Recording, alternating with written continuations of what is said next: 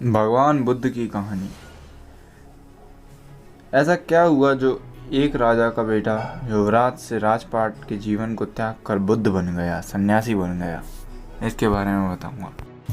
इस सवाल का जवाब देने से पहले अगर आप इस चैनल पर नए हैं तो चैनल को सब्सक्राइब करें और वीडियो को लाइक करें और कमेंट करके बताएं कि वीडियो आपको कैसी लगी। तो दोस्तों, लुम्बिनी के राजा शुद्धोधन के यहाँ बहुत समय से किसी बालक या बालिका ने जन्म नहीं लिया था। शुद्धोधन बहुत बूढ़े हो रहे थे। फिर अपनी काफ़ी सारी मन्नतों के बाद उन्हें एक पुत्र प्राप्त हुआ। राजा शुद्धोधन काफ़ी खुश हैं। अब राजा ने एक राजसूय यज्ञ कराया है। राजसूय यज्ञ में बेसिकली बालक या बालिका का नाम रखा जाता है। यज्ञ में अलग अलग देशों से, अलग अलग शहरों से लोगों को बुलाया गया। अब बुद्ध का नामकरण संस्कार हो रहा है। अभी वो बुद्ध बने नहीं हैं, अभी सिर्फ वो राजकुमार हैं, राजकुमार सिद्धार्थ। अभी लड़का ही है खाली। और बहुत सालों बाद राजा को ये पुत्र प्राप्त हुआ है। तो ज्योतिषियों ने सिद्धार्थ का हाथ देखना शुरू किया। बड़े बड़े ज्योतिषियों के बीच 12 साल का एक लड़का जिसका नाम था कुदन्ना, जो सिद्धार्थ का हाथ देखकर स्पष्ट बोला कि हे राजन, आपका लड़का सन्यासी हो जाएगा, ये सारा राजपाट त्याग कर देगा। कुदन्ना की बात पर राजा हैरान रह गया। राजा ने और ज्योतिषियों से पूछा कि क्या यही सिद्धार्थ का भाग्य है? 90% लोगों ने, ज्योतिषियों ने कहा कि राजन, ये लड़का बिल्कुल सही बोला, आपका पुत्र सन्यासी बनेगा। इस बात को सुनकर राजा के होश उड़ गए। राजा सोच में पड़ गया कि इतनी मन्नतों के उपरांत इतने समय बाद एक लड़का हुआ है, ये भी सन्यास ले लेगा तो मेरे राजपाट का क्या होगा? तो राजा ने कुदन्ना से पूछा, हे ज्ञानी, आपके पास कोई उपाय है इस अनर्थ से बचने का? कुदन्ना ने कहा कि भाग्य का लेखा कोई नहीं बदल सकता, फिर भी अगर आप प्रयत्न करना चाहते हैं तो सुनिए। इस बालक को सदैव सुख का आनंद दो, इसे कभी दुखी शब्द भी सुनाई नहीं देना चाहिए। इसे हमेशा शराब पिलाओ, लड़कियों में घिरे रखो। इसके आसपास कोई बूढ़ा व्यक्ति या मन से दुखी व्यक्ति न रहे। राजा ने वैसा ही किया जैसा ज्योतिषी बोल रहे थे। राजा ने सिद्धार्थ के लिए अलग अलग ऋतुओं के लिए अलग अलग घर बनवाए। सर्दी के लिए अलग घर, गर्मी के लिए अलग घर, बरसात के लिए अलग घर। सिद्धार्थ के आसपास हमेशा सुख का आनंद रहता था। उसके बगीचे में 24 घंटे माली रहता था, जो कभी सिद्धार्थ को पीला फूल नहीं देखने देता था, क्योंकि पीला फूल देख के सन्यासी का एक अंदर से भाव आता है। अब तक सिद्धार्थ की ज़िंदगी बहुत खुशी में बीत रही थी। उसे नहीं पता था कि बूढ़ा कौन होता है, गरीब कौन होता है, या सन्यासी कौन होता है। फिर वो दिन आया जिस दिन कुछ बड़ा होने वाला था। सिद्धार्थ के राज्य में हर वर्ष एक योग महोत्सव होता था, जिसका उद्घाटन युवराज ही करते हैं। अब युवराज को उस महोत्सव में जाना था। ये बात सिद्धार्थ के पिता शुद्धोधन को तक पहुंचाई गई कि सिद्धार्थ को उस महोत्सव में हर वर्ष की तरह इस वर्ष भी जाना पड़ेगा। राजा ने पूरे शहर में ढोल नगाड़े पिटवा दी कि खबरदार, जिस रास्ते से सिद्धार्थ जा रहा है उस रास्ते में कोई बूढ़ा, दुखी, भिखारी, सन्यासी या कोई अन्य व्यक्ति आया तो सिद्धार्थ अब अपने रथ पर सवार होकर सारथी से बोले कि रथ आगे बढ़ाओ।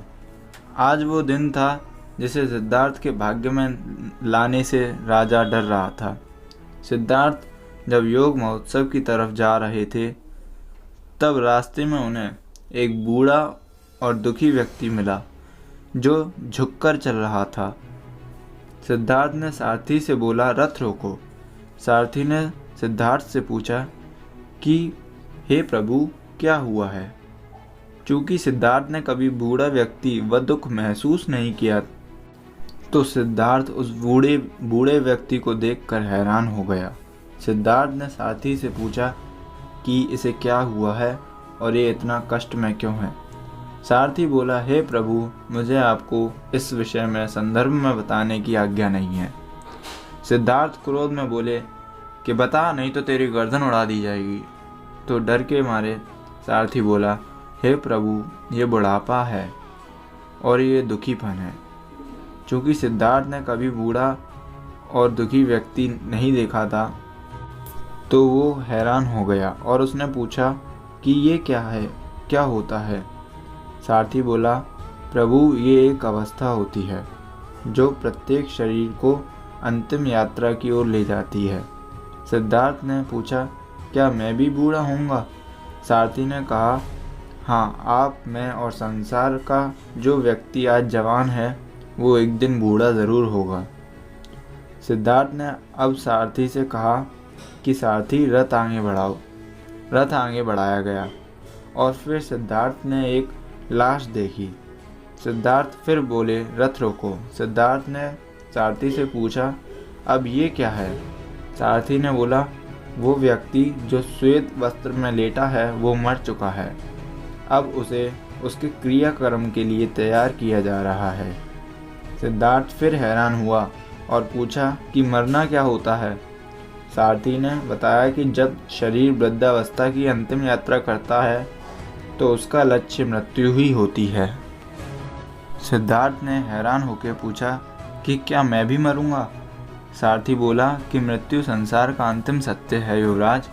अब फाइनली सिद्धार्थ ने वो देखा जिसे उन्हें ना देखने के लिए राजा ने इतने प्रयत्न किए थे।